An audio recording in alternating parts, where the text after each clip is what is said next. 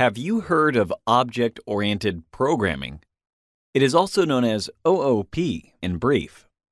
In this lesson, we will explain what it is, and this will enable you to handle more advanced programming concepts. In addition, OOP is a stepping stone for explaining modules. We will do that in our next lesson. We can say every value in Python is an object. Integers, floats, strings, lists, they are all objects. Think of them as logical objects. Therefore, object-oriented programming refers to the concept of interacting with one or more objects. Today, there are several languages supporting OOP: Java, PHP, Python, and C++, for instance. The reason programming has evolved to this level is conceptual.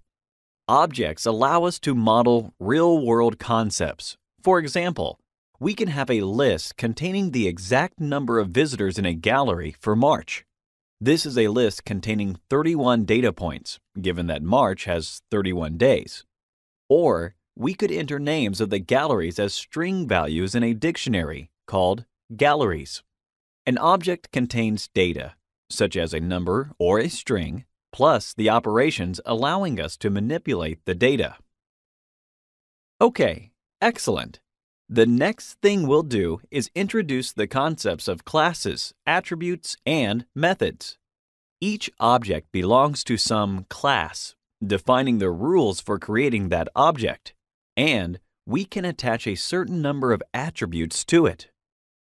Let's use a metaphoric example that will make things much clearer.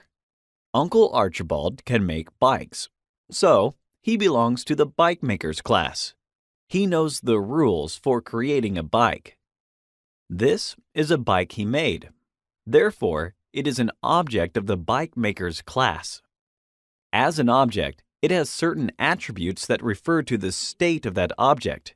Its color, size, and type, mountain bike or road bike, are attributes that can be assigned to it. A method is something different.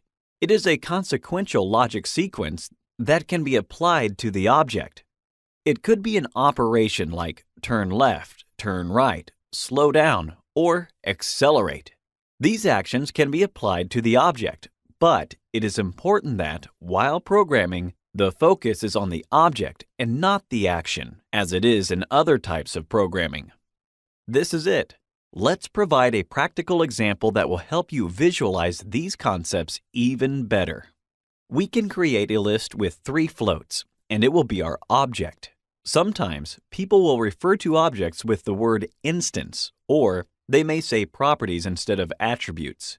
This is fine, as these terms can be used interchangeably. The object we created belongs to the Python's list class. One attribute of this list is the type of data in it. Technically, a list can contain various types of data, such as integers and strings. So, it is important to define the type of data used here. These are floats. A method we could apply to this object is extend or index, as we saw earlier in the sequences section. And please pay attention. These operations can be performed only after we have created the object. The difference between a function and a method is subtle and can be confusing. Try to remember, a method is a special function. As any other function, a method can have many parameters of various data types, but it will surely contain the object it is applied to as one of them. A method belongs to a certain class, while a function exists on its own. Looking back at our bike maker's example, if there isn't a bike that's been made, there is no way to apply the turn left method. One of the parameters of the turn left method must be a bike object. To avoid confusion between the terms method and function, the Pythonic syntax is different in the two situations. As we saw in our previous lessons, the method name is not just succeeded by parentheses. It is written after the name of the object it is applied to and the dot operator. Great! This concept will help you on your way to becoming a solid programmer.